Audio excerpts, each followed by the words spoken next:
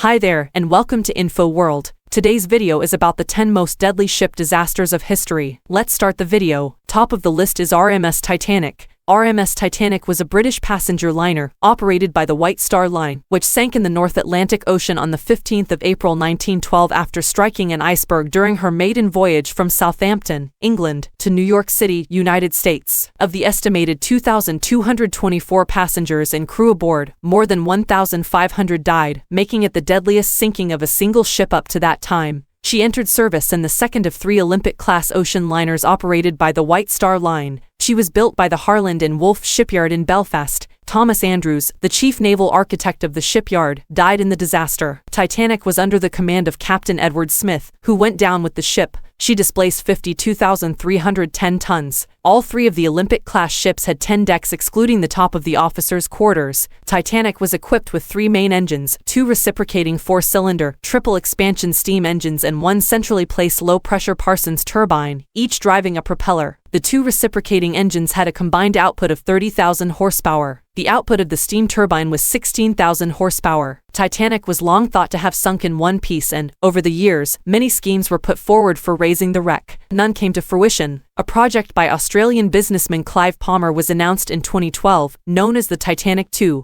On number 2 is RMS Lusitania. RMS Lusitania was a British ocean liner that was launched by the Cunard Line in 1906 and held the Blue Ribbon appellation for the fastest Atlantic crossing in 1908. It was briefly the world's largest passenger ship until the completion of the Mauretania 3 months later. She was sunk on her 202nd transatlantic crossing, on the 7th of May 1915, by a German U-boat 11 miles off the western coast of Ireland, killing 1,198 passengers and crew. Engines capable of maintaining a speed of 25 knots, which would require 68,000 shaft horsepower. Lusitania, commanded by Commodore James Watt, moored at the Liverpool landing stage for her maiden voyage at 4:30 p.m. on Saturday 7 September 1907 as the one-time Blue Ribbon holder RMS Lusitania vacated the pier. At the time, Lusitania was the largest ocean liner in service, and would continue to be until the introduction of Mauretania in November that year. The ship was designed by Leonard Pescott and built by John Brown and Company of Clydebank, Scotland.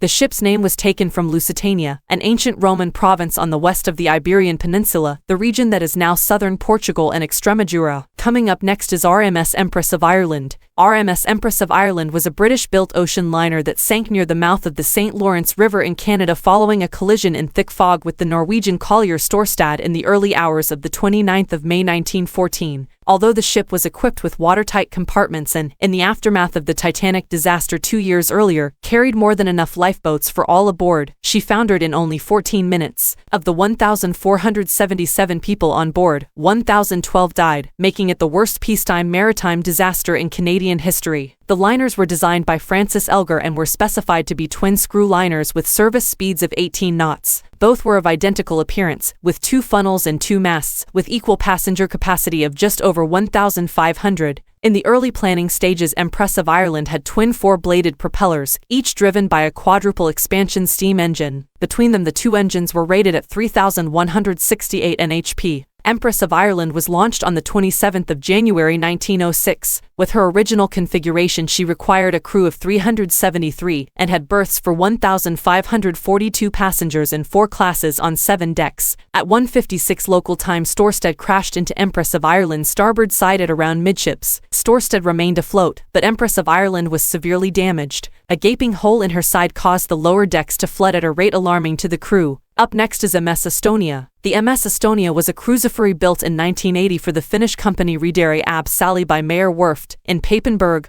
West Germany. She was employed on ferry routes between Finland and Sweden by various companies until 1993, when she was sold to Nordstrom and Thulin for use on S-Line's Tallinn, Stockholm route. The ship sinking on the 28th of September 1994 in the Baltic Sea between Sweden, Finland and Estonia was one of the worst peacetime maritime disasters of the 20th century, claiming 852 lives. The construction of the ship's bow consisted of an upwards opening visor and a car ramp that was placed inside the visor when it was closed. The MS Estonia consisted of 11 deck, between about 50 and 150 as the ship was crossing the Baltic Sea, en route from Tallinn, Estonia, to Stockholm, Sweden. The official report concluded that the bow door had separated from the vessel, pulling the ramp ajar. The ship was already listing because of poor cargo distribution, and the list increased rapidly, flooding the decks and the cabins. Power soon failed altogether, inhibiting search and rescue, and a full-scale emergency was not declared for 90 minutes. Of the 989 on board, 138 were rescued. On number 5 is SS Eastland. SS Eastland was a passenger ship based in Chicago and used for tours. On the 24th of July 1915, the ship rolled over onto its side while tied to a dock in the Chicago River. In total, 844 passengers and crew were killed in what was the largest loss of life from a single shipwreck on the Great Lakes. After the disaster, Eastland was salvaged and sold to the United States Navy. After restorations and modifications, Eastland was designated a gunboat and renamed as Wilmette. She was used primarily as a training vessel on the Great Lakes and was scrapped after World War II. The ship was commissioned during 1902 by the Michigan Steamship Company and built by the Jenks Shipbuilding Company of Port Huron, Michigan. The ship was named in May 1903, immediately before her inaugural voyage. On the morning of the 24th of July, by 7:10 a.m., the ship had reached her capacity of 2,572 passengers. The ship was packed, with many passengers standing on the open upper decks, and began to list slightly to the port side. The crew attempted to stabilize the ship by admitting water into her ballast tanks, but to little avail. At 7:28 a.m., Eastland lurched sharply to port, and then rolled completely onto her port side, coming to rest on the river bottom, which was only 20 feet below the surface. Barely half the vessel was submerged, coming up as St. Philibert cruise ship. St. Philibert was a small cruise ship sailing in the summer from the mouth of the Loire River and near the coast of France. On the 14th of June 1931, nearly 500 people, mostly workers and their families from Nantes, embarked in the port of Nantes. 467 passengers were checked in. There were also children accompanying their parents who were not counted. 7 men from the crew, supervised by Captain Olive, were responsible for ensuring smooth passage for the ship on the return trip. The weather deteriorated later in the afternoon and St. Philibert faced raging seas. The storm, of unknown force, made navigation very difficult. The ship was not prepared for bad weather. In addition, it had on board twice the expected load. Passengers stood at the starboard, which made the ship heel dangerously, and with a wave stronger than the others, the ship capsized and sank almost immediately off Point St. Gildas, across the Loire from St. Nazaire. This disaster spared the lives of only 8 survivors. On number 7 is SS Admiral Nakhimov. SS Admiral Nakhimov, launched in March 1925 and originally named SS Berlin, was a passenger liner of the German Weimar Republic, later converted to a hospital ship, then a Soviet passenger ship.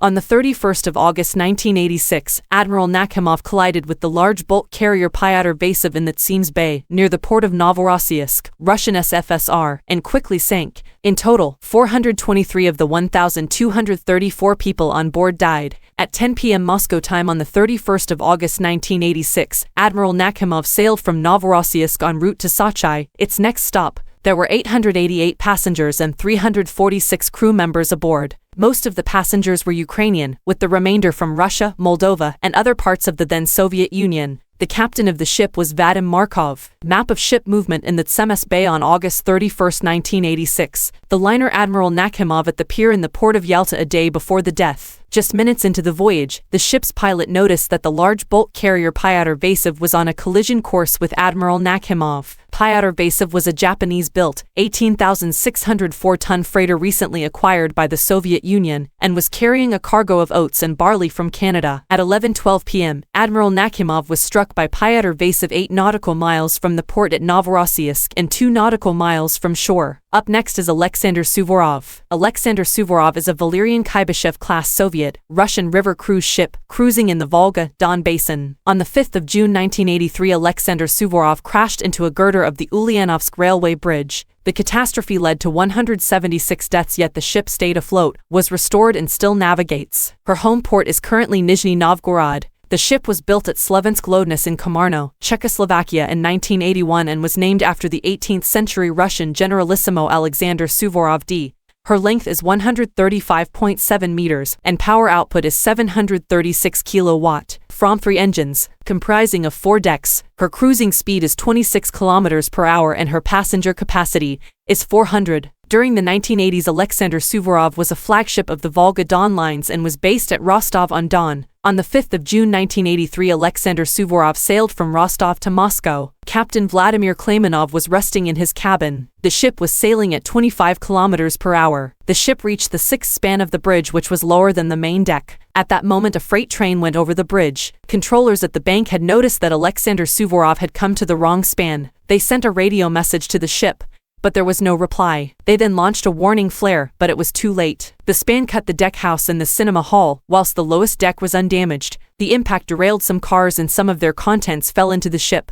Most of the injured survivors had avulsed wounds as a result of being hit by grain and coal from the train cars. 9 is SS Morro Castle. SS Morro Castle was an American ocean liner that caught fire and ran aground on the morning of September 8, 1934, en route from Havana, Cuba, to New York City, United States, with the loss of 137 passengers and crew. On the previous evening, Morro Castle's captain, Robert Wilmot, had died suddenly, and his place was taken by Chief Officer William Worms as a strong northeast wind was developing under heavy cloud. At 2:50 a.m., a fire was detected in a storage locker which burned through electrical cables, engulfed the ship in flames, and plunged it into darkness. The decks were too hot to stand on, smoke made breathing difficult, and passengers were forced to leap into ocean swells where swimming was impossible. Last but not least is SS Andrea Doria. SS Andrea Doria, pronounced, was a luxury transatlantic ocean liner of the Italian line. Designed by the famous Italian architect Giulio Minolti, Andrea Doria had a length of 212 meters, put into service in 1953. She is widely known from the extensive media coverage of her sinking in 1956, which included the remarkably successful rescue of 1,660 of her 1,706 passengers and crew. Named after the 16th-century Genos Admiral Andrea Doria, the ship had a gross registered tonnage of 29,100 and a capacity of about 12 passengers and 500 crew. Launched on the 16th of June 1951, she was home-ported in Genoa and began her maiden voyage on the 14th of January 1953. The propulsion system consisted of steam turbines attached to twin screws, enabling the ship to achieve a service speed of 23 knots, with a top speed of 26 knots. The waters of the North Atlantic south of Nantucket Island are frequently the site of intermittent fog, as the cold Labrador Current encounters the Gulf Stream. As Stockholm and Andrea Doria were approaching each other head-on in the heavily used shipping corridor, the westbound Italian liner had been traveling in a heavy bank for hours. The captain had reduced speed, activated the ship's fog warning whistle, and had closed the watertight doors. As the two ships approached each other in failing light at a combined speed of 40 knots, each was aware of the presence of another ship only through radar. Stockholm turned hard to starboard and was in the process of reversing her propellers, attempting to stop. Andrea Doria, remaining at her cruising speed of almost 22 knots, engaged in a hard turn to port, her captain hoping to outrun the collision. Around 11:10 p.m., the two ships collided, Stockholm T-boning the starboard side of Andrea Doria. It penetrated the hull to a depth of nearly 40 feet. That's all for today. See you soon.